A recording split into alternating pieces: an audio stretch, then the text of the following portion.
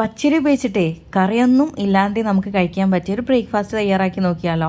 നല്ല ടേസ്റ്റിയാണ് കേട്ടോ, കുട്ടികൾക്കൊക്കെ നല്ല ഇഷ്ടം. അപ്പോൾ എങ്ങനെയാണ് നമുക്കിത് ചെയ്തെടുക്കുന്നതെന്ന് നോക്കാം. അപ്പോൾ പച്ചരി ആദ്യം തന്നെ നമ്മൾ കുതിർത്ത് വെക്കണം ഒരു 3 മണിക്കൂറോളം. അരി നമ്മൾ അരക്കുന്നതിന് മുൻപായിട്ട് 2 ഉരുളക്കിഴങ്ങും കൂടി നിങ്ങൾ പുഴുങ്ങി വെക്കണം കേട്ടോ. നമുക്ക് മിക്സിയുടെ ജാറിലേക്ക് അരി ഇട്ട് കൊടുക്കാം. ഇഞ്ചി 1 ടീസ്പൂൺ ചേർത്ത് കൊടുക്കാം. പുഴുങ്ങി വെച്ച ഉരുളക്കിഴങ്ങും കൂടെ നമ്മൾ ഇതിലേക്ക് ചേർത്ത് കൊടുക്കാം. പിന്നെ ഇതിലേക്ക് 2 കപ്പ് വെള്ളം കൂടെ ചേർത്തിട്ട് നന്നായിട്ട് അരച്ചെടുക്കുക കേട്ടോ. ഇനി നമുക്കിതിലേക്ക് ആവശ്യത്തിനുള്ള ഉപ്പ് ചേർത്ത് കൊടുക്കാം. നല്ല ജീരകം 1/4 ടീസ്പൂൺ ചേർത്ത് കൊടുക്കാം.